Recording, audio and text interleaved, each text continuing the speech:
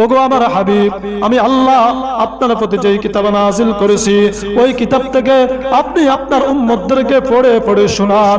উতলু মা উহিয়া ইলাইকা মিনাল কিতাব, ও বান্দারা আমি যেই কিতাব নাযিল করেছি ওই কিতাব তোমরা তেলাওয়াত করো। ওয়া আকিমিস সালাহ, 5 ওয়াক্ত নামাজ আদায় করো, 5 ওয়াক্ত নামাজ কায়েম করো। নামাজ কায়েম করলে কি হবে?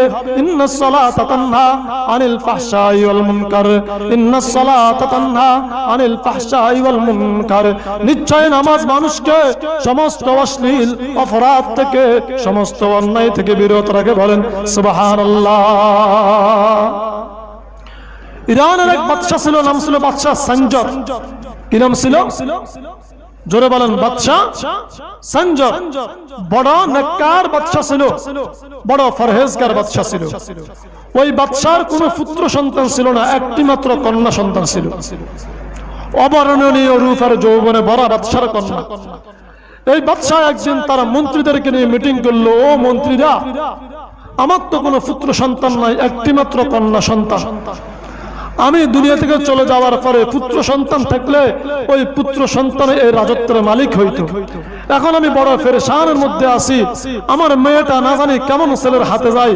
ওই ছেলেটা এই রাজত্ব ধরে রাখার মতো ক্ষমতা আর ক্যাপাসিটি তার ভিতরে আছে কিনা, সে নাক্কার হয় না বদকার হয়, আমি বড় টেনশনে আছি। তোমরা এক কাজ করো, আমার মেয়ের জন্য নাক্কার ফরহেজগার একটা ছেলে তালাশ করো। মন্ত্রী প্রশ্ন করলো, যা বানা নেককার ফরহেজগার মুত্তাকি কিভাবে বুঝবো? তখন বাদশা বলতেছে, দেখো আজকে থেকে তোমরা অনুসন্ধান করবা, আমার রাজ্যের যে যুবক আজকে থেকে লাগাতার 40 দিন নামাজ, 40 দিন 5 ওয়াক্ত নামাজ তাকবীর উলার সহিত আদায় করতে পারবে, ওই যুবকটা নেককার, ওই যুবককে আমার কাছে নিয়ে আসবে। বলেন না সুবহানাল্লাহ।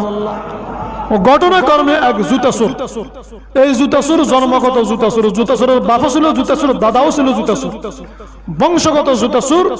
এই জুতাসুর চিন্তা করলো, টায়ার বাজার মসজিদের মুসল্লিদের জুতার দাম 100 টাকা 150 টাকা, এটা 50 জোড়া চুরি করলেও লাভ হবে না। আর বাদশার রাজ দরবারের যে মসজিদ আছে ওই মসজিদের এক একটা জুতার দাম থাকে 1000 টাকা, 1500 টাকা, 10,000 টাকা, 20,000 টাকা।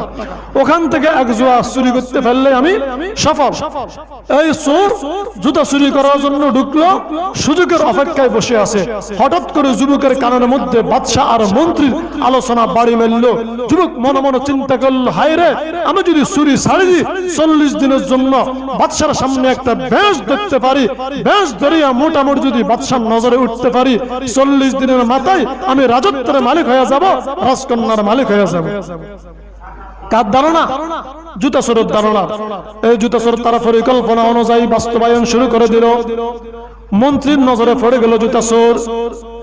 39 দিনের মাথায় প্রধানমন্ত্রীর কাছে খবর গেল, প্রেসিডেন্টের কাছে খবর গেল, জাহাপানা আপনারা চাহিদা অনুযায়ী একটা যুবক পাইছি আপনার রাজকন্যার স্বামী হিসাবে। 40 দিন পার হওয়ার পরে বাদশা বলতেছে, যুবকটিকে ডাকো। মন্ত্রী গেল, বাদশা তোমাকে ডাকে। যুবক বলে, আমি যাব না। কেন যাইবা না? বলে, আমার কোনো প্রয়োজন তার কাছে নাই, যদি তার প্রয়োজন থাকে আমার কাছে আসতে বলো। 40 দিনের আগের যুবক হঠাৎ ফল্টি, হঠাৎ কি ফল্টি। বাদশা শরীর মেজাজ গেল গরম হয়ে সেনাবাহিনী পাঠাই দিল, এই যুবককে ধরে নিয়ে আসো। যুবককে ধরে নিয়ে আসলো। বাদশা বলতেছে, যুবক আমি অনেক দিন পর্যন্ত তোমার মতো একটা মুত্তাকি ফরহেজগার যুবক তালাশ করতেছি, আমার কোনো সন্তান নাই, একটি মাত্র কন্যা সন্তান। আমি নেককার মুত্তাকি ফরহেজগার একটা যুবকের হাতে আমার মেয়েকে তুলে দিব। আমার অবর্তমানে আমার বিশাল রাজত্বের মালিক তুমি হইবা, আমার রাজকন্যার মালিক তুমি হইবা। আমি এই জন্য তোমাকে ডাকছি, তুমি আমার প্রস্তাবে রাজি কিনা? যুবক বলতেছে, বাদশা আপনার প্রস্তাবে আমি রাজি নই। এই কথা শুনিয়া বাদশার মাথা গরম হয়ে গেল। বাদশা ধমকি বলতেছে, পাগল যুবক, আমার দরবার থেকে বের হয়ে যা। একথা শোনার সাথে সাথে যুবকের চোখ দিয়ে পানি ঝরা শুরু করলো। বাদশা ভাবলো, হায় রে, যুবক মনে হয় তার ভুল স্বীকার করেছে, এজন্য অনুতপ্ত হয়েছে, চোখ দিয়ে পানি পড়তেছে। যুবককে আবার ডাকলো, যুবক আমার প্রস্তাবে তুমি রাজি কিনা? যুবক বলে, না বাদশা আমি রাজি নয়। বাদশা বলে, তাহলে কাঁদলা কেন? তোমার চোখে পানি কেন? এবার যুবক বলতেছে, বাদশাকে লক্ষ্য করেন, از محبت شاه بنده می شود، از محبت شاه بنده می شود، از محبت مرده زنده می شود. آب زمزم خورده بودم، آب شورا کی خورم، بادشاہی کرده بودم، فاسبانی کی کنم. حسن تیرا چند روزہ कर फना हो जाएगा, जस पे तेरा नाज है वो खाके में मिल जाएगा. कैसी कैसी खूबसूरत रानियां शहजादियां, तन बदन सब गल जाएगा, शक्ल सूरत क्या होगी. जय যুবক 40 দিন আগে বাচ্চার রাজত্ব পাওয়ার জন্য, বাচ্চার অবর্ণনীয় রূপ আর যৌবনে টকবক করনেওয়ালা বাচ্চার রাজকুমারীকে পাওয়ার জন্য দুনিয়ার অশ্লীল সমস্ত কাজ ছাড়িয়া নামাজ ধরলো। 40 দিন পার হওয়ার পরে ওই যুবক বাচ্চাকে লক্ষ্য করে বলতেছে, ও জাপানা, আজ মুহাব্বত শাহে বান্দা মিশাওয়াত, আজ মুহাব্বত মুর্দা জিন্দা মিশাওয়াত. ও বাচ্চা, এতদিন আমার দিলটা মৃত ছিল, আমার মৃত দিল ফাঁসা দিল, ফাঁসা ফাঁসা দুনিয়া তালাশ করেছে। আমি যখন থেকে 5 ওয়াক্ত নামাজ শুরু করে দিলাম, মাওলার সাথে আমার সম্পর্ক শুরু হয়েছে। মাওলার সাথে সম্পর্ক হওয়ার পর থেকে আমার দিলটা তাজা হয়ে গেছে। আমার এই তাজা দিল এখন তাজা তাজা জান্নাতের অনুসন্ধানে আছে। এই ফাঁসার মরা দুনিয়ার লালসা আমার ভিতরে নাই। বলেন সুবহানাল্লাহ। আবে জমজম খরদা বুদম, আবে শুরা কাই খুরাম, আবে জমজম খরদা বুদম, আবে শুরা কাই খুরাম, বাদশাহী করদা বুদম, ফাসবানি কাই কোনাম. যুবক বলে, বাদশাহ, যখন থেকে মাওলার সাথে আমার সম্পর্ক হয়েছে, প্রতিটি সেকেন্ড প্রতিটি মুহূর্ত আমার কাছে এমন মনে হয় যেন আমি জমজমের পানি পান করতেছি।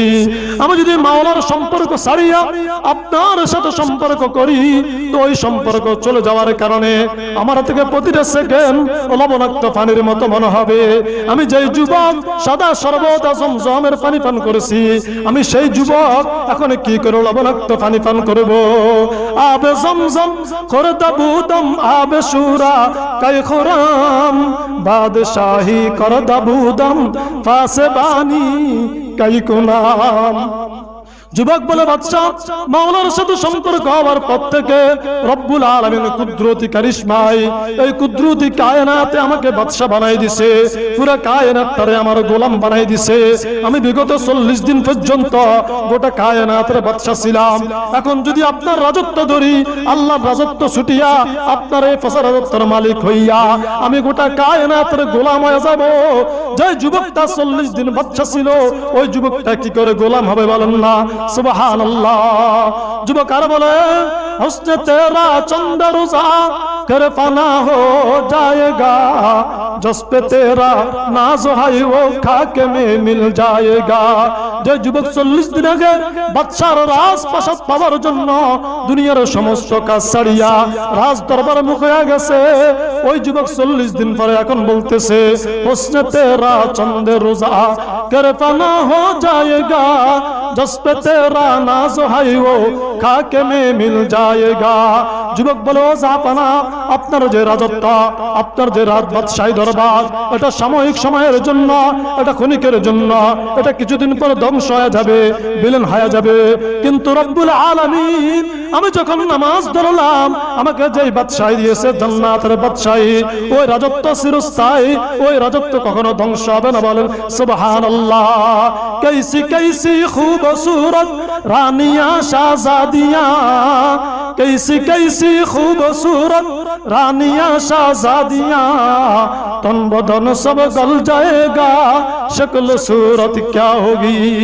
जय যুবক 40 দিন পূর্বে বাদশাহ একমাত্র রাজকন্যা, অবর্ণনীয় রূপের যৌবনে ভরপুর যে রাজকন্যার জন্য পাগল ছিল, 39 দিন যখন চলতেছে, তখন এই যুবক ওই রাজকন্যাকে পাওয়ার জন্য বেকারার হয়ে আছে। তার দিলটা তড়পড় তড়পড় করতেছে।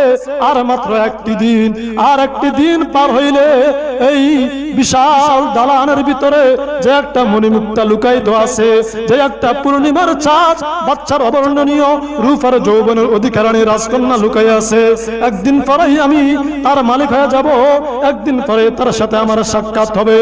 ওই যুবক 40 দিন পরে বলতেছে, कैसी कैसी खूबसूरत रानियां शाहजादियां, तन बदन सब गल जाएगा, शक्ल सूरत क्या होगी। বলো জাহাপানা, আপনার এই রাজকন্যার লোভ, যে রাজকন্যার লোভ আমাকে দেখাই দিচ্ছেন, তার এই লোভ, তার এই সৌন্দর্য, তার ঢং সবগুলো ক্ষণস্থায়ী, কিছুদিন পরে সবগুলো ধ্বংস হয়ে যাবে।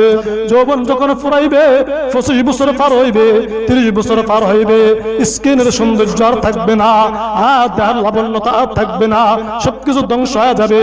কিন্তু রব্বুল আলামিন আমি যখন নামাজের সিজদার মধ্যে যাই, আমাকে জান্নাতে যে স্ত্রীগুলো দেখাই, আল্লাহু আকবার, এত সুন্দর রমণী, এত সুন্দর রমণী, যাদের সৌন্দর্যের সামনে তোমার এই রাজকন্যার কোনো অস্তিত্ব নাই, তাদের সৌন্দর্য চিরস্থায়ী, তোমার রাজকন্যার সৌন্দর্য ক্ষণস্থায়ী, অচিরেই তা ধ্বংস হয়ে যাবে।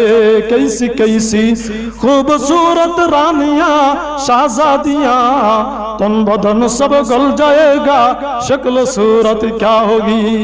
আল্লাহ পাক রব্বুল আলামিন এই জন্য বলেন, ইন্নাস সালাতা তানহা আনিল ফাহশাই ওয়াল মুনকার, নিশ্চয় নামাজ মানুষকে সমস্ত অন্যায় অপরাধ থেকে বিরত রাখে।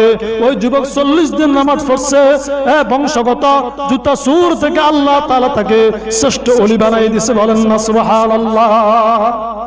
আল্লাহ পাক রব্বুল আলামিন আমাদের সকলকে 5 ওয়াক্ত নামাজ যথা সময়ে যত্ন সহকারে আদায় করার তৌফিক দান করুক। বলেন আমিন। এখানে যারা আছেন উপস্থিত যুবক বৃদ্ধ সকলের কাছে আমি জিজ্ঞাসা করবো, আজকে থেকে 5 ওয়াক্ত নামাজ গুরুত্ব সহকারে আদায় করার জন্য কারা কারা চেষ্টা করবেন? হাত তুলুন ইনশাআল্লাহ। যখন ইসলামের ভিতরে প্রবেশ করলো, কালিমা পড়ার মাধ্যমে ইসলাম গ্রহণ করলো, ইসলামের ভিতরে প্রবেশ করার পরেই তার জন্য সর্বপ্রথম যে বিধান সেটা হলো সালাত। একটি মানুষ কালিমা পড়ে মুসলমান হওয়ার পরই তার জন্য সর্বপ্রথম যে ইবাদত আল্লাহ তাআলা ফরজ করেছে, ওই ইবাদতের নাম কি? সালাত। ওই ইবাদতের নাম সালাত।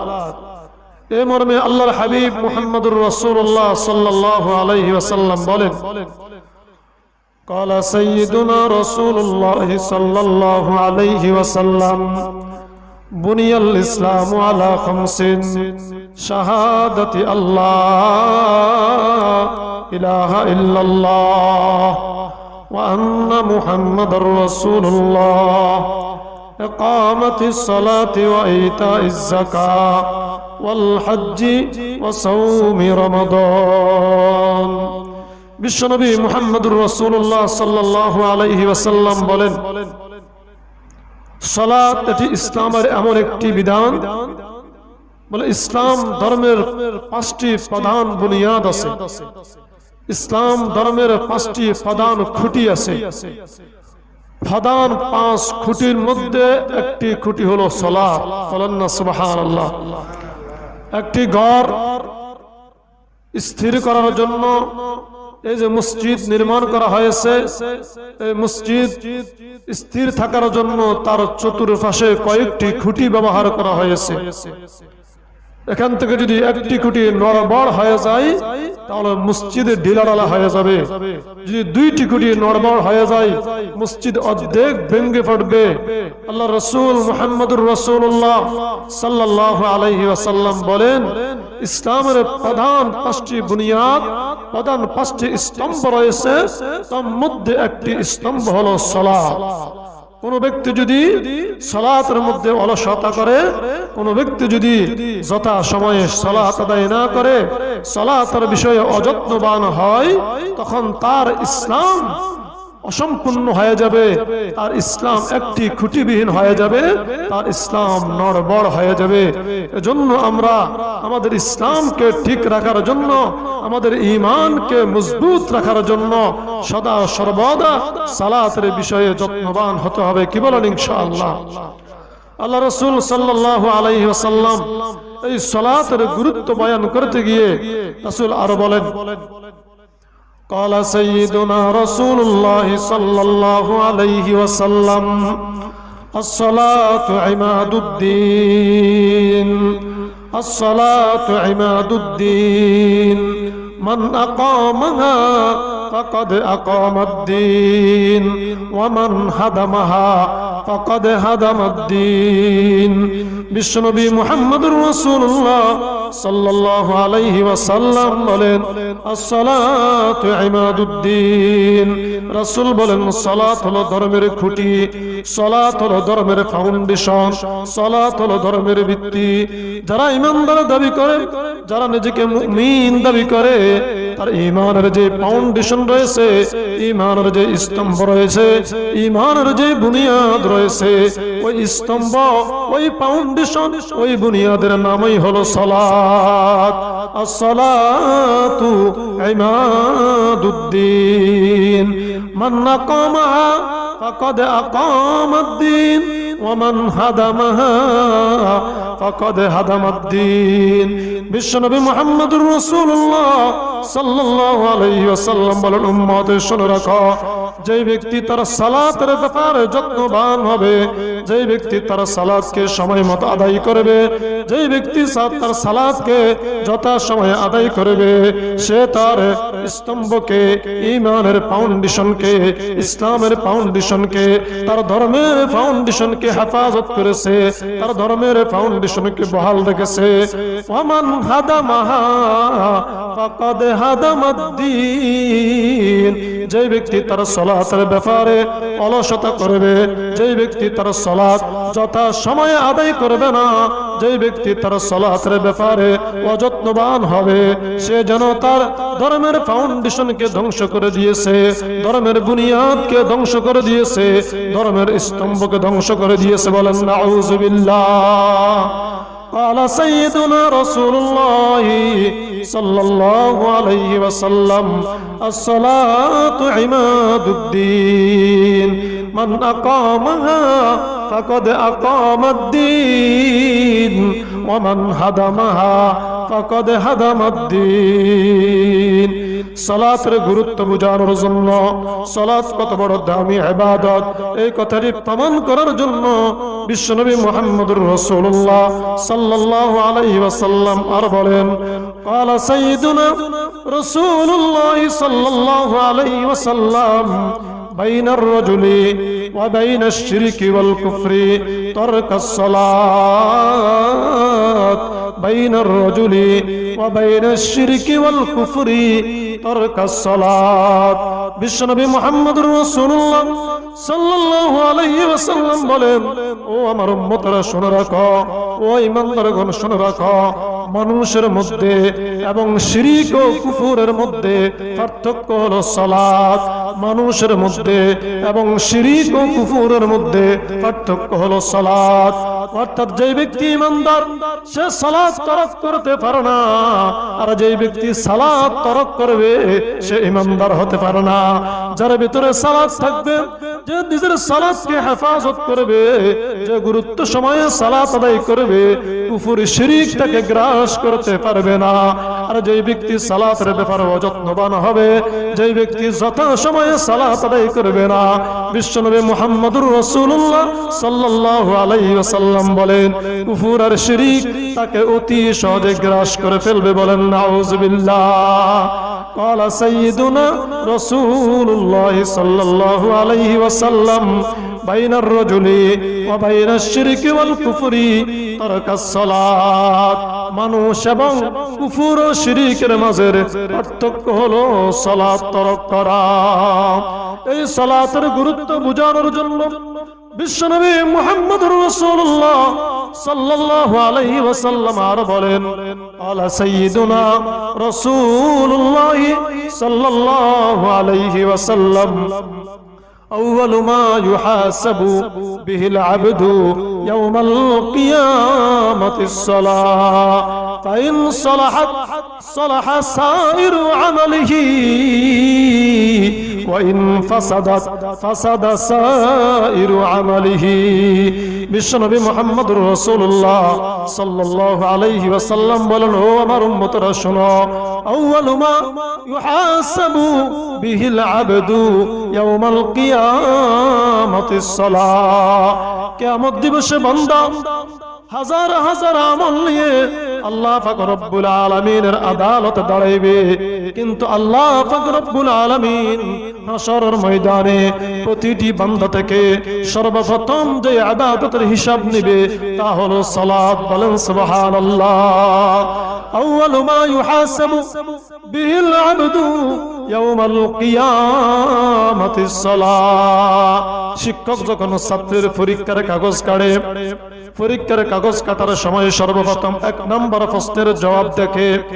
1 নম্বর প্রশ্নের জবাব যদি ছাত্র সুন্দর মতো উপস্থাপন করতে পারে, শিক্ষকের ভিতরে অন্তরের ভিতরে একটা কথা জেগে যায়, না এই ছাত্র ভালো, এই ছাত্রের বুঝানি ভালো, এই ছাত্রের লেখনি ভালো, এই ছাত্রের পড়ালেখা ভালো, কারণ প্রথম প্রশ্নে সে 100 নম্বর আনসার করেছে। এই প্রথম প্রশ্নের উপরে নির্ভর করিয়া পরের প্রশ্নগুলো তেমন আর গুরুত্ব দেয় না। শিক্ষক তার মনের ধারণা অনুযায়ী ওই ছাত্রকে নাম্বার দিয়ে দেয়। কি বলেন ঠিক কিনা? বিশ্বনবী মুহাম্মদুর রাসূলুল্লাহ সাল্লাল্লাহু আলাইহি ওয়াসাল্লাম বলেন, কাল কিয়ামতের ময়দানে রব্বুল আলামিন সর্বপ্রথম তোমার যে ইবাদত দেখবে সেটা হলো নামাজ। আউয়ালু মা ইউহাসাবু বিহিল আবদু ইয়াউমাল কিয়ামাতিস সালাহ ফাইন সালাহাত সালাহা সাইরু আমালিহি ওয়া ইন ফাসাদাত ফাসাদা সাইরু আমালিহি। সর্বপ্রথম যে ইবাদত নামাজ আল্লাহ পাক চাক করবে, এই ইবাদত যদি সঠিক হয়, নামাজের ফলাফল যদি তোমার ভালো হয়, নামাজের ফলাফল যদি তুমি যথাযথভাবে উপস্থাপন করতে পারো, বিশ্বনবী মুহাম্মদুর রাসূলুল্লাহ সাল্লাল্লাহু আলাইহি ওয়াসাল্লাম বলেন, আল্লাহ পাক নামাজের উসিলা করিয়া তার সমস্ত আমলের রেজাল্ট ভালো জানিয়ে দিবে। বলেন সুবহানাল্লাহ। ওয়া ইন ফাসাদাত ফাসাদা সাইরু আমালিহি। আর যেই বান্দা নামাজের মধ্যে ফেল খায়া যাবে, যেই বান্দার নামাজের মধ্যে কমতি হবে, যেই বান্দার নামাজের মধ্যে ত্রুটি পাবে, রব্বুল আলামিনের হাবিব মুহাম্মদুর রাসূলুল্লাহ সাল্লাল্লাহু আলাইহি ওয়াসাল্লাম বলেন, ওই বান্দা তো প্রথম প্রশ্নের উত্তরের মধ্যে ফেল হয়ে গেছে, এই জন্য তার পরবর্তী যত আমলগুলো আছে সমস্ত আমলের উপরে লাল কালির দাগ পড়ে যাবে। বলেন নাউযুবিল্লাহ। قال سيدنا رسول الله صلى الله عليه وسلم أول ما يحاسب به العبد يوم القيامة الصلاة فإن صلحت صلح سائر عمله وإن فسدت فسد سائر عمله। রাসূল সাল্লাল্লাহু আলাইহি ওয়াসাল্লাম এই সালাতের গুরুত্ব বোঝানোর জন্য আরো চমৎকার হাদিস বলেন, قال سيدنا رسول الله صلى الله عليه وسلم مفتاح الجنة الصلاة। রাসূল বলেন, ঈমানদাররা তোমরা জুমার নামাজ আদায়ের জন্য মসজিদে প্রবেশ করেছো, এই মসজিদের কয়েকটি গেট আছে, প্রতিটি গেটের মধ্যে তালা মারা আছে, এই তালাটি খোলার জন্য চাবির প্রয়োজন আছে। মুয়াজ্জিন যখন তালা খুলে দেয় চাবির মাধ্যমে, তখন মুসল্লিরা মসজিদে প্রবেশ করার সুযোগ পায়। আর মুয়াজ্জিন যদি চাবি দ্বারা তালা না খুলে এই মসজিদে প্রবেশ করা সম্ভব নয়। আর দুনিয়ার তালা তো ভাঙা সম্ভব, আল্লাহর কুদরতি তালা চাবি ব্যতীত কোনো কারিশমা দ্বারা ভাঙা যাবে না। রাসূল সাল্লাল্লাহু আলাইহি ওয়াসাল্লাম বলেন, মিফতাহুল জান্নাতিস সালাহ। আল্লাহ পাক রব্বুল আলামিন যে সমস্ত বান্দাদেরকে জান্নাত দান করবে, জান্নাতের মধ্যে 8টি দরজা থাকবে। জোরে বলেন কয়টি দরজা? 8টি দরজা থাকবে, প্রতিটি দরজার মধ্যে তালা থাকবে। তালা ওই তালা দুনিয়ার এই সমস্ত সাধারণ তালা নয় যে টেস্টার লাগাই দিলে তালা খুলে যাবে, অ্যাসিড মেরে দিলে তালা খুলে যাবে, স্প্রিং বের করলে তালা খুলে যাবে না, এটা এমন কোন তালা নয়। রাসূল বলেন, মিফতাহুল জান্নাতিস সালাহ, মিফতাহুল জান্নাতিস সালাহ। ওই জান্নাতের গেটের মধ্যে তালা থাকবে, ওই তালার জন্য দুনিয়া থেকে চাবি নিয়ে যেতে হবে, দুনিয়া থেকে চাবি নিয়ে যেতে হবে। কিসের চাবি? আমার পকেটের মধ্যে কতগুলা চাবি আছে, আমি যখন মৃত্যুবরণ করব আমার কাফনের ভিতরে এই চাবিগুলা দিয়ে দিবেন, এই চাবি দিয়ে আমি জান্নাতের তালা খুলবো। না না না না না, ও ইমানদার মুসলমান, আল্লাহর হাবিব বলেন দুনিয়ার এই চাবি দিয়ে তোমার সেখানে কোনো কাজ হবে না। তুমি দুনিয়া থেকে জান্নাতের চাবি নিয়ে যেতে হবে। সেই চাবি হলো কিসের চাবি? মিফতাহুল জান্নাতিস সালাহ, জান্নাতের গেটের চাবি হলো সালাত। বলেন সুবহানাল্লাহ। যে ব্যক্তি দুনিয়াতে 5 ওয়াক্ত সালাত যথা সময়ে আদায় করবে, গুরুত্ব সহকারে আদায় করবে, ইতমিনানের সহকারে আদায় করবে, সালাতের বিষয়ে যত্নবান হবে, তার অন্যান্য আমালের মধ্যে ত্রুটি হলে কোনো সমস্যা নাই। ওই আমলের জন্য শাস্তি ভোগ কইরা জান্নাতের গেটে যাওয়ার সাথে সাথে নামাজের চাবি দ্বারা জান্নাতের সকল গেট উন্মুক্ত হয়ে যাবে। বলেন সুবহানাল্লাহ। এক ব্যক্তি নামাজ ব্যতীত তার সকল আমল ঠিক আছে, তার যাকাত ঠিক আছে, দান সদকা ঠিক আছে, হজ করা ঠিক আছে, রোজা ঠিক আছে, কেবলমাত্র নামাজের মধ্যে বেশ কম, তার ফরদাও ঠিক আছে, তার হালাল রিজিকের ব্যবস্থা আছে, সকল ইবাদত তার ঠিক আছে, কেবলমাত্র ঘাটতি হইল নামাজের মধ্যে। আল্লাহ তাআলা বলবে তোমার সমস্ত আমলের ঘাটতি নিয়ে তুমি জান্নাতের গেটে দাঁড়াই থাকো, জান্নাতে প্রবেশ করার সুযোগ তোমার নাই। কারণ জান্নাতে প্রবেশ করার জন্য যে চাবি দরকার তোমার, সালাত নামক চাবি, দুনিয়া থেকে তুমি ওই চাবি নিয়ে এই জগতে আসতে পারো নাই। এজন্য আজকে তুমি কার চাবি দিয়ে জান্নাতে প্রবেশ করবা? কেউ তোমাকে চাবি দিবে না, কেউ তোমাকে সাহায্য করবে না। ইয়াউমা ইয়াফিরুল মারউ মিন আখিহি ওয়া উম্মিহি ওয়া আবিহি ওয়া সাহিবাতিহি ওয়া বানিহি লিকুল্লি ইমরিইন মিনহুম ইয়াউমাইযিন শানুন ইউগনিহি। কিয়ামতের ময়দানে আপনি যখন ধরা পড়ে যাবেন, আপনার একটি মাত্র নেকের অভাব, একটি মাত্র নেকের অভাব, একটি মাত্র নেকের অভাব, সব কিছু ঠিক আছে, শুধু নামাজ নামক সালাত নামক চাবিটা আপনি নিতে পারেন নাই। তো রব্বুল আলামিন বলবে আরে আব্দুল্লাহ, আরে আব্দুর রহমান, আরে আব্দুস সাত্তার, শোন শোন এদিকে আস। তুই দুনিয়াতে নামাজ পড়তে পারিস নাই কেন? কেন কেন? বলো ওই যে তোর আব্বা আম্মা আছে, আব্বা আম্মা ভাইকে কিভাবে একটু ভালো খাওয়াইবি, ভালো খাবারের টেনশনে 2 টাকা ভালো ইনকাম করার জন্য তুমি ব্যবসার মধ্যে বেশি সময় দিছ। 5 মিনিট সময় ব্যবসা থেকে ফারেক করিয়া নামাজের জন্য তুমি করতে পারো নাই।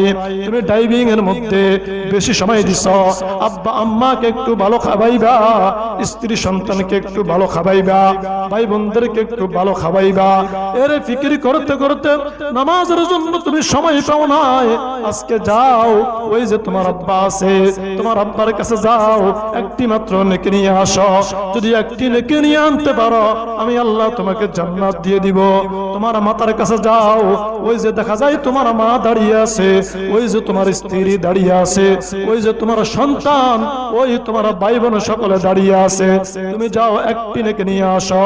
সকলের কাছে যাবে, বাবার কাছে যাবে, সন্তান বলবে বাবা একটি মাত্র নেকের অভাবে আমি জান্নাতে যাইতে পারি না। তুমি না আমার বাবা, দুনিয়াতে তোমার জন্য কত না কিছু করেছি, বাবা আমাকে একটি নেকি দান করো। বাবা বলবে তুমি কে? তোমাকে তো আমি চিনি না, দুনিয়াতে আমি বিয়েই করি নাই, আমার সন্তান আসবে কোত্থেকে? মায়ের কাছে যাবে, মা বলবে তোমাকে চিনি না, দুনিয়াতে আমি কোনোদিন স্বামী গ্রহণ করি নাই, আমার সন্তান আসবে কোত্থেকে? স্ত্রীর কাছে যাবে, স্ত্রী বলবে তোমাকে চিনি না, আমি তো দুনিয়াতে কোনোদিন বিয়ে করি নাই, কোন পুরুষকে স্বামী হিসেবে গ্রহণ করে নাই, তুমি আবার কে আমার স্বামী দাবি করো? ভাইয়ের কাছে যাবে, ভাই বলবে আমি তো আমার মাতা পিতার একমাত্র সন্তান ছিলাম, আমার কোনো ভাই বোন ছিল না, তুমি আবার কে? তুমি মিথ্যা দাবি করো। ইয়াউমা ইয়াফিরুল মারউ মিন আখিহি ওয়া উম্মিহি ওয়া আবিহি ওয়া সাহিবাতিহি ওয়া বানিহি লিকুল্লি ইমরিইন মিনহুম ইয়াউমাইযিন শানুন ইউগনিহি। সকলে একে অপর থেকে পলায়ন করবে, বেগে যাবে, কেউ আপনাকে ধরা দিবে না, কেউ আপনাকে একটি নেক দ্বারা সহযোগিতা করবে না। এজন্য ইমানদার মুসলমান যুবক ভাইয়েরা আমার, বৃদ্ধ বাবাজিরা আমার, একটু লক্ষ্য করে দেখেন না, আজকে কার মায়ায় পড়ি আমি দুনিয়া নিয়ে ব্যস্ত 5 ওয়াক্ত নামাজের জন্য সর্বোচ্চ 10 মিনিট করে 50 মিনিট আমি আল্লাহর জন্য বাজেট করতে পারি না। আল্লাহ পাক রব্বুল আলামিন আমাদের সকলকে বুঝার তৌফিক দান করুক, 5 ওয়াক্ত নামাজগুলো গুরুত্ব সহকারে আদায় করার তৌফিক দান করুক, বলেন আমিন। আল্লাহ পাক রব্বুল আলামিন সালাতের ব্যাপারে কালামে হাকিমের মধ্যে বলেন, আমার বান্দারা শুনে রাখো, এই সালাত তুমি আদায় করলে তোমার কি হবে, এই সালাত আদায় করলে তোমার কি লাভ হবে। রব্বুল আলামিন বলেন, ওয়া'মুর আহলাকা বিস-সালাতি ওয়াসতাবির আলাইহা লা নাসআলুকা রিজকা নাহনু নারযুকুকা ওয়াল আকিবাতুল তাকওয়া। রব্বুল আলামিন বলেন, ওয়া'মুর আহলাকা, এই ইমানদার সকলে শোনো শোনো, ওয়া'মুর আহলাকা, তুমি তোমার পরিবার পরিজনকে নামাজের আদেশ করো, তোমার পরিবার পরিজনকে নামাজের হুকুম দাও। ওয়াসতাবির আলাইহা, তুমি নিজেও নামাজের উপরে প্রতিষ্ঠিত থাকো, নিজেও নামাজের উপরে কায়েম থাকো। আল্লাহ বলে, ওয়া'মুর আহলাকা বিস-সালাত, তোমার পরিবার পরিজনকে তুমি সালাতের হুকুম দাও।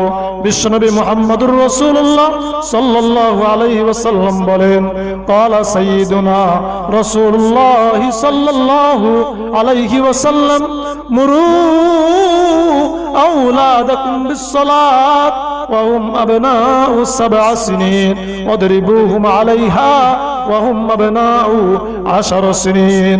রাসূল বলেন, ও আমার উম্মতরা শুনো, মুরু আওলাদাকুম বিস-সালাত ওয়া হুম আবনাউ 7 সিনিন, তুমি তোমার সন্তানদেরকে, তোমার পরিবার পরিজনকে নামাজের হুকুম দাও। সন্তানকে কখন নামাজের হুকুম দিবা? যখন তার বয়স 7 বছর হয়ে গেছে। সন্তানের বয়স যখন 7 বছর হয়ে গেছে, তখন থেকে আপনি সন্তানকে নামাজের জন্য হুকুম দিতে হবে। ওয়াদরিবুহুম আলাইহা ওয়া হুম আবনাউ 10 সিনিন। সন্তানের বয়স 10 বছর হয়ে গেছে, সন্তান যদি নামাজ আদায় করে তো আলহামদুলিল্লাহ, রব্বে কারীমের দরবারে শুকরগুজার হবেন। আর যদি সন্তান 10 বছর বয়সে সালাত আদায় না করে, রাসূল বলেন, ওয়াদরিবুহুম আলাইহা, তুমি সন্তানকে শাস্তি প্রদান করো। এটা আমি রাসূল তোমার জন্য ওয়াজিব করে দিছি। সন্তান নামাজ আদায় না করলে সন্তানকে জিজ্ঞাসাবাদ করতে হবে, সন্তানকে শাস্তি দিতে হবে, শাস্তির আওতায় আনতে হবে। আপনি সন্তানকে হুকুম দিলেন না, 10 বছর হয়ে গেছে বাচ্চা নামাজ পড়ে না, আপনি কিছু বললেন না, তো কাল কিয়ামতের ময়দানে এই সন্তানেই আল্লাহর আদালতে আপনাকে আসামি বানিয়ে দিবে, বলেন না নাউযুবিল্লাহ। আর সন্তানকে আপনি যদি যথাযথ শাসন করেন, যথাযথ হুকুম দেন, তারপরেও সন্তান যদি সালাত আদায় না করে, তার জন্য কিয়ামতের ময়দানে আপনাকে আসামি করবেন আল্লাহ। ওই সন্তান নিজের পাপে নিজেই ধরা খাবে, বলেন নাউযুবিল্লাহ। আল্লাহ বলেন, ওয়া'মুর আহলাকা, তোমরা তোমাদের পরিবার পরিজনকে নামাজের হুকুম দাও। ওয়াসতাবির আলাইহা, এবং নিজেও নামাজ কায়েম করো। কারণ আল্লাহ তাআলা বলেন, কু আনফুসাকুম ওয়া আহলিকুম নারা, আগে নিজে জাহান্নামের আগুন থেকে বাঁচাও, এরপরে পরিবার পরিজনকে বাঁচাও।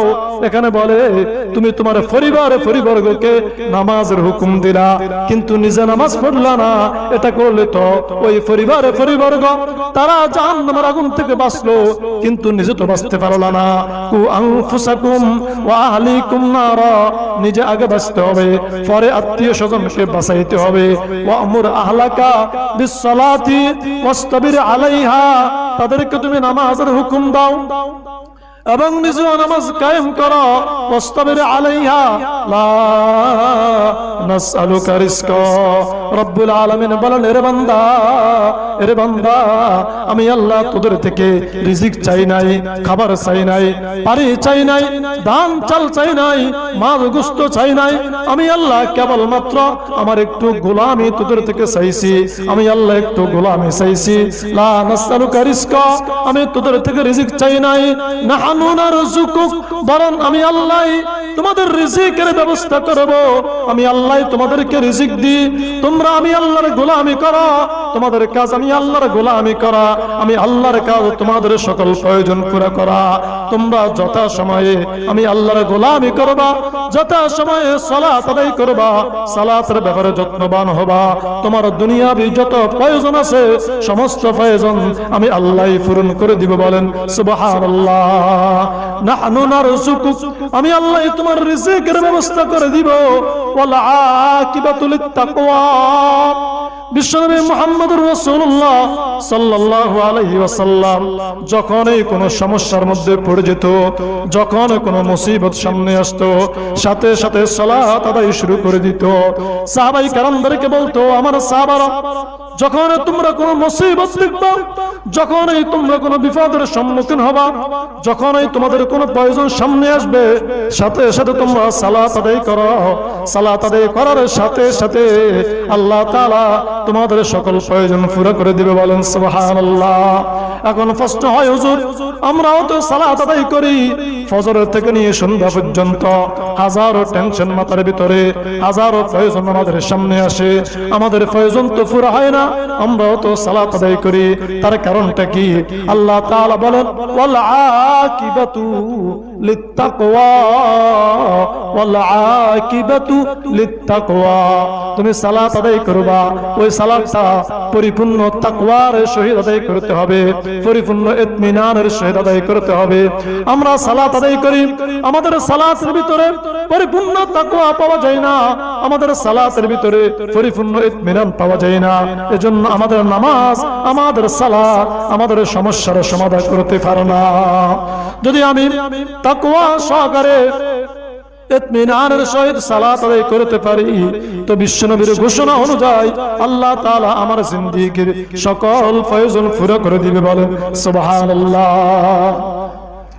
রাসূল সাল্লাল্লাহু আলাইহি ওয়াসাল্লামের সাহাবীদের একটি জামাত, কয়েকজন সাহাবী দীর্ঘ কয়েক বেলা অনাহারে আছে, কোথাও খাবারের ব্যবস্থা নাই, অনাহারে খুব কষ্ট পাইতেছে।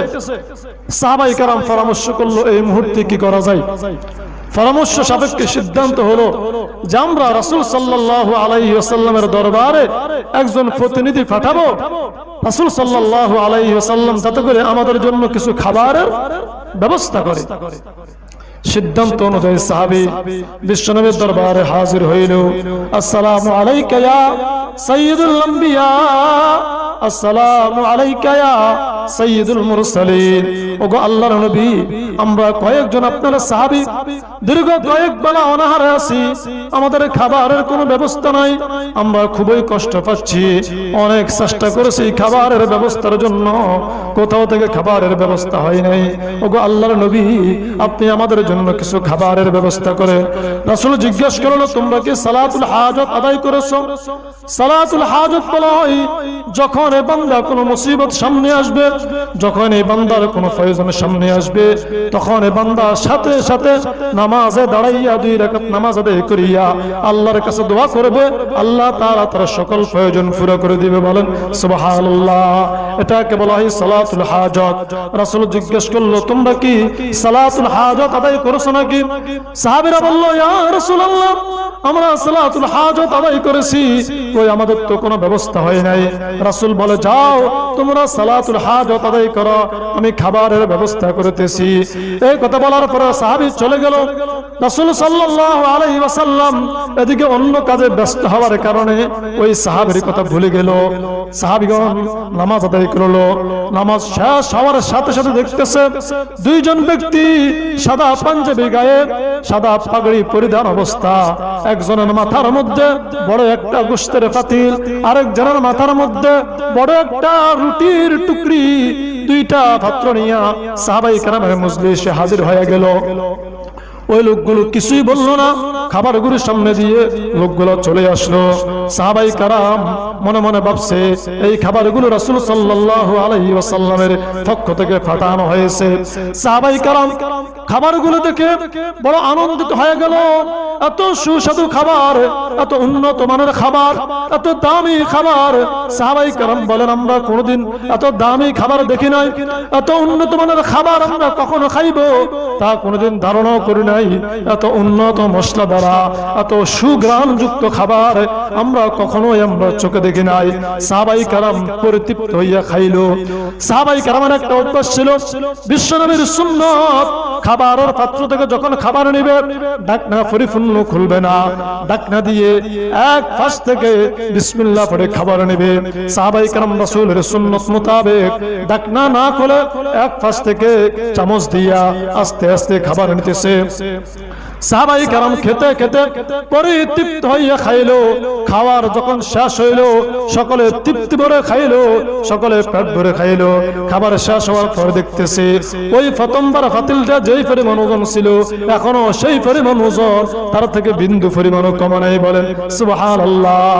এবার সাহাবাই কারাম পরামর্শ করলো রাসূল আমাদের জন্য খাবার পাঠাইছে, আমরা তো খাইলাম, এরপরে অবশিষ্ট যেই খাবারগুলো আছে এগুলো রাসূলের দরবারে পাঠাই দিলে রাসূল অন্যান্য সাহাবীদের খাবারের ব্যবস্থা করবে। দুইজনকে পাঠাই দিল, তোমরা দুইজন নিয়ে যাও রাসূলের দরবারে খাবারগুলো। রাসূলের দরবারে খাবার নিয়ে হাজির হইল। রাসূল জিজ্ঞেস করলো এগুলো কি? বলে ইয়া রাসূলুল্লাহ আপনি যে আমাদের জন্য খাবার পাঠাইছেন ওই খাবারগুলো নিয়ে আসলাম। রাসূল বললেন কিসের খাবার? আমি তো কোনো খাবার পাঠাই নাই। সাহাবীরা বলে ইয়া রাসূলুল্লাহ আপনি কি বলেন? আপনি তো আমাদের জন্য খাবার পাঠাইছেন, আমরা পরিতৃপ্তভাবে খাইলাম। এত সুস্বাদু খাবার, এত উন্নত মানের খাবার আমরা আর কখনো দেখি নাই। রাসূল জিজ্ঞেস করলো তোমরা আমার থেকে যাওয়ার পরে কি করেছো? বলে ইয়া রাসূলুল্লাহ আমরা ইয়াকিন সহকারে ইতমিনান সহকারে সালাতুল হাজাত আদায় করেছি, আল্লাহর কাছে দোয়া করেছি। দুইজন সাদা পোশাকধারী ব্যক্তি এগুলা আমাদেরকে দিয়ে গেল, কোনো কথা বলল না, তারা দিয়েই বিদায় নিয়ে গেল। রাসূল সাল্লাল্লাহু আলাইহি ওয়াসাল্লাম বলেন আমার সাহাবারা শোনো, আমি খোদার শপথ করে বলতেছি এই যে দুইজন মানুষ তারা দুনিয়ার কোনো মানুষ নয়, তারা হলো আল্লাহর নূরের তৈরি ফেরেশতা। বলেন সুবহানাল্লাহ। তোমাদের জন্য যে খাবার আসছে এই খাবার দুনিয়ার কোনো খাবার নয়, দুনিয়ার কোনো বাবুরচির হাতের রান্না নয়, এটা সম্পূর্ণ জান্নাতি খাবার। আল্লাহ তাআলা জান্নাত থেকে তোমাদের জন্য খাবারের ব্যবস্থা করেছে। বলেন সুবহানাল্লাহ। আল্লাহর পয়গম্বর হযরত ঈসা আলাইহিস সালাতু ওয়াস সালাম, ঈসা আলাইহিস সালাতু ওয়াস সালামের আম্মা জানার নাম ছিল মারিয়াম। কি নাম ছিল? জোরে বলেন না, কি নাম ছিল? মারিয়াম। মারিয়ামকে মারিয়ামের আম্মা মসজিদ আকসার খিদমত দিয়েছে, মসজিদ আকসার খিদমত দিয়েছে। মারিয়ামের দেখাশোনা করার মতো কেউ ছিল না। মারিয়ামের খালু ছিল আল্লাহর আরেক পয়গম্বর হযরত জাকারিয়া আলাইহিস সালাতু ওয়াস সালাম। জাকারিয়া আলাইহিস সালাতু ওয়াস সালাম মরিয়ম ছোট ছিল, মরিয়মের দেখাশোনা করত, মরিয়ম মসজিদে খিদমত করত আর জাকারিয়া মরিয়মের দেখাশোনা করত। একদিন হযরত জাকারিয়া আলাইহিস সালাতু ওয়াস সালাম মরিয়মকে দেখার জন্য গেল। মরিয়মের কামরায় প্রবেশ করে দেখতেছে মরিয়ম নাই, তবে কামরার মধ্যে এক আশ্চর্য ঘটনা ঘটে রয়েছে। জাকারিয়া লক্ষ্য করে দেখতেছে মরিয়মের কামরার ভিতরে অসংখ্য ফুল ফলে ভরা, এমন এমন ফল যেই ফলের সিজন বর্তমানে পৃথিবীতে নাই। সিনা ওয়াসিনা সুস্বাদু তরুতাজা, মনে হয় যেন এখন মাত্র গাছ থেকে ফাড়িয়ে আনছে। আম গাছ থেকে মাত্র ফাড়িয়ে আনলে যেমন কষ্টে পায় এমন অবস্থা।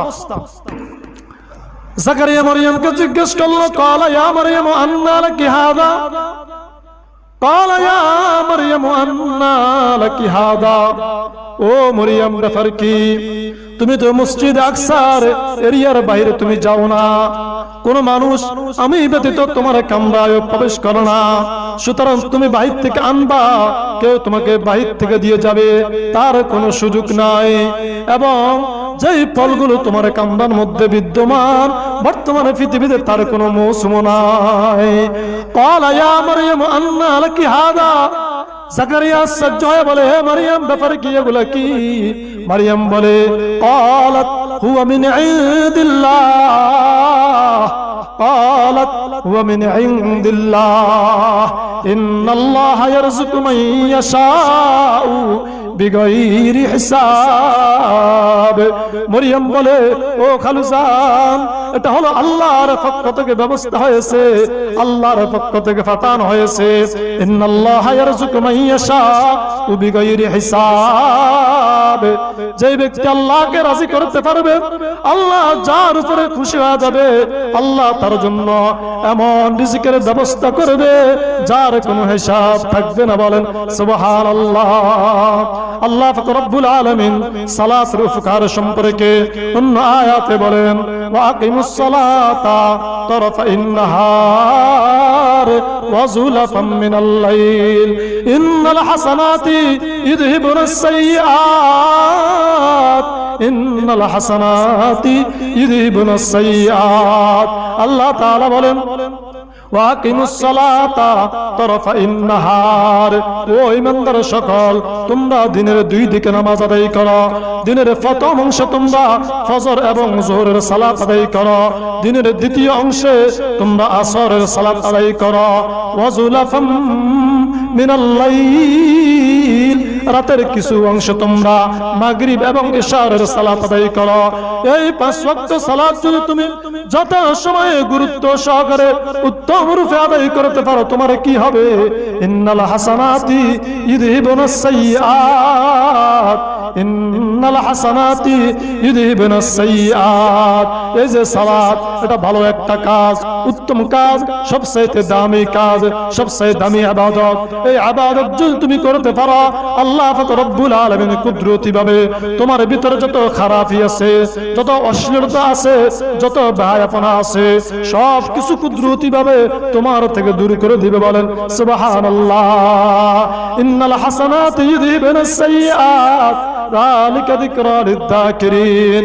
রব্বুল আলামিন অন্য আয়াতে বলেন, উতলু মা উহিয়া ইলাইকা মিনাল কিতাব উতলু মা উহিয়া ইলাইকা মিনাল কিতাব ওয়া আকিমিস সালাহ ইন্নাস সালাতা তানহা আনিল ফাহশাই ওয়াল মুনকার ওয়া লাযিকরুল্লাহি আকবার ওয়াল্লাহু ইয়ালামু মা তাসনাউন।